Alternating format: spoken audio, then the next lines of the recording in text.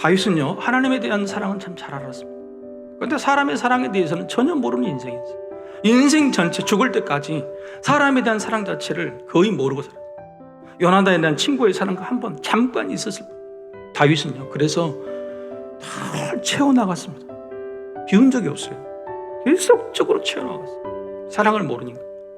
아내도 채우고 아들도 채우고. 여러분, 다윗이 왜 이런 잘못을 했을까요? 하나님의 마음에 합하고 성경에서 이스라엘 역사에서 가장 훌륭한 믿음을 가졌다는 다윗이 하나님의 사랑에는 성공했지만 왜 인생에서 너무 중요한 사람의 사랑에 대해서, 가족의 사랑에 대해서는 왜 실패했을까?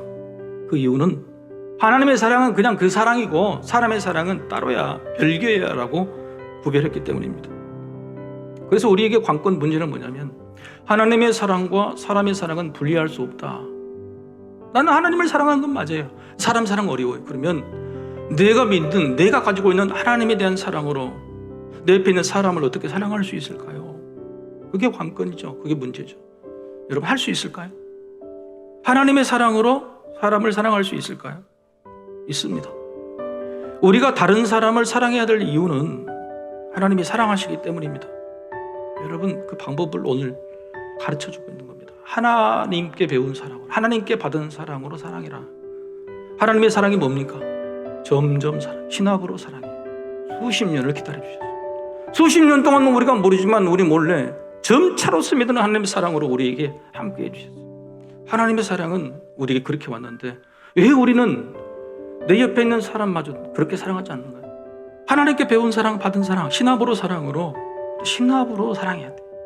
오늘 말씀을 정리해 봅시다. 다시 1절로 돌아갑니다. 사울의 집과 다윗의 집 사이에 전쟁의 오름에 다윗은 점점 강하여 가고 사울의 집은 점점 약하여 가느니라. 전쟁의 오래다. 인생은 전쟁이죠. 인생을 전쟁이라고 표현하는 것은 사람과의 관계 때문에 그래요. 그래서 우리는 사람 사랑으로 전쟁을 치르는 우리에게 하나님의 사랑이 너무너무 필요해요. 하나님의 사랑을 받아야 충전해서 사랑 전쟁을 잘 이겨낼 수 있지 않겠어요? 그런데 그 하나님의 사랑이 너무 필요한데 하나님의 사랑은 즉시가 아니라 점점이랍니다. 신합으로라는, 신합으로 오는 하나님의 사랑을 믿고 기다리시기를 소망합니다. 사람 사랑, 이웃 사랑도 신합으로 믿고 기다리십시오. 단 조건이 있습니다.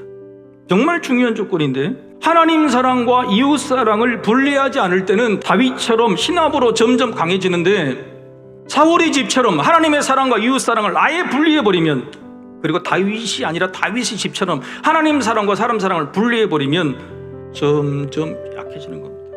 여러분은 어떻습니까? 하나님의 사랑은 사랑이고 사람 사랑은 하나님, 따지지 마십시오. 힘들어, 어려워요.